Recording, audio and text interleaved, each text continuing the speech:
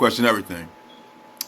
So when it comes to the colonizers and their programs, institutions, religious unions, and universities, their school curriculum that they control and been controlling for quite some time, what goes into the minds of your children, television, TV programming, minds of your children, and your mind. As the colonizer, do you think as the colonizer I would have taught you the truth about who you are? I would actually give you information, allow you to have information on yourself, so that way you can empower yourself. You really think that that's what being a conqueror is all about? How can I be supreme as the colonizer if I'm willing to give you back true information about yourself, or even allow you to truly learn true information from my universities, institutions, religious unions? Why would I do that? How would that benefit me by empowering you when I came to destroy you, when I came to put you in shackles? Why would I uplift you after stopping you from reading for 200 years? Stopping you from reading from 200 years. Not that you didn't know how to read, so thus you wasn't savage, because I stopped you. Why would I do that and then reverse and turn around and say, I'm going to let these people know who they are? Wouldn't you think after stopping you from reading for 200 years that I rewrote all of your history, rewrote all of your demographics, rewrote all of your nationalities, rewrote all of your continent names and so on in a lot of ways? Wouldn't you think that? Well, I stopped you from reading for 200 years. It was a reason for that. I had to redevelop a whole reality for you and hide your reality in order for that you wouldn't know it exists. And if this true, if this not true, well, why as the colonizer I won't give you reparations? If I'm truly trying to uplift you and bring you back your nationality and give you back your identity and your information on your history of where you're from, because I told you you're from Africa, why would I give you reparations too? Why would I not allow you to get the money that I know that I owe you legally to rebuild your communities, knowing that I'm the one who allowed your communities to be destroyed? Thus, the many different race riots that I allowed to plague you, the KKK massacres that I allowed to happen in your community, the race riot massacres, the many looting and burning of your communities that I allowed to go on, like Black Wall Street and many others that y'all actually know, and many that you don't know that are flooded with rivers and lakes.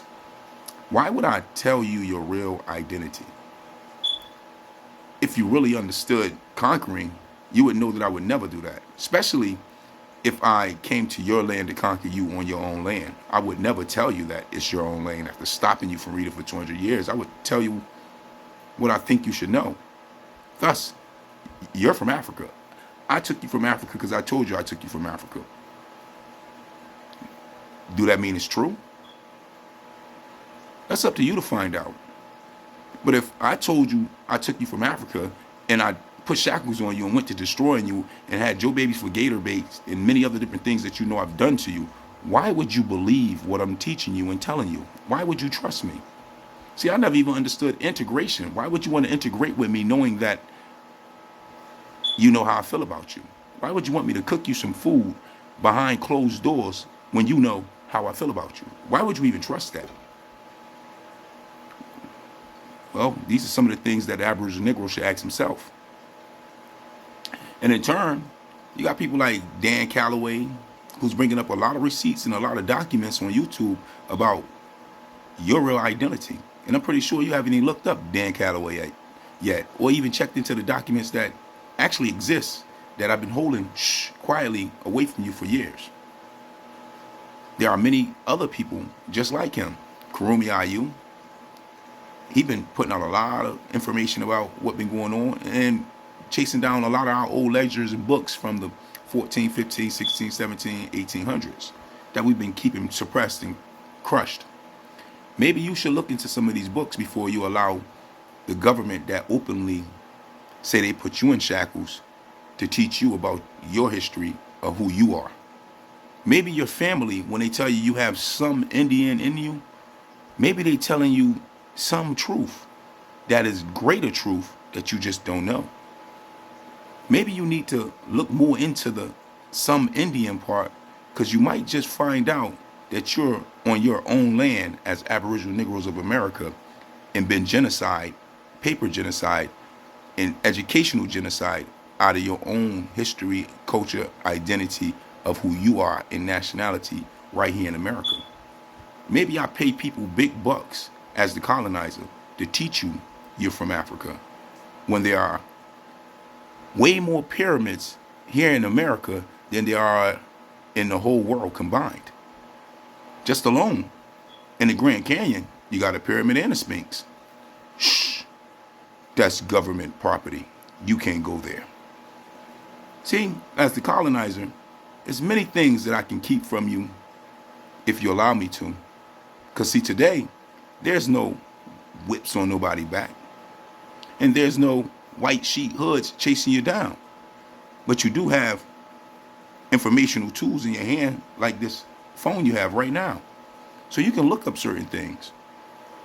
And you can check them out for yourself. But that's up to you.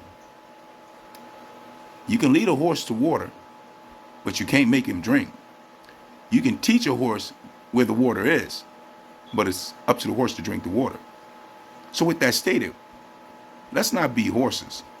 Let's be smart and intelligent human beings and know that anyone that comes to destroy you and maintain your poverty and won't give you reparations, 9 times out of 10 didn't give you true history about yourself either. 9 times out of 10 ain't giving you proper food. 9 times out of 10 ain't giving you proper nutrition. 9 times out of 10 you was under a medical apartheid. So 9 times out of 10 they're not even giving you proper medical. But see, if you are willing to trust your own colonizer, knowing the history, then that's on you. Just imagine someone home invades you and do all sorts of crazy stuff to you.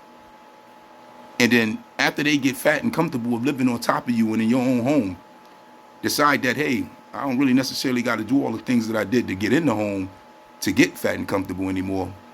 Would you then decide that they're cool with you because they're chilling? It's no different from a lion. Once he eats a gazelle, he's full. He no need to run out and go chase down all the other gazelles anymore because he's full. So he'll let them run around and he'll watch them, he'll look and he'll pass under a tree nice and in the shade, relaxing as they run and enjoy themselves, because you know why? He's fat, he's full. But what happens when a lion get hungry again? Exactly. Look out, gazelles. So with that stated, I'm just a colonizer trying to let you know, if you trust me, 9 times out of 10, you already been duped. But hey, I don't know. And I don't understand. But that is the question. You let me know. Peace, peace.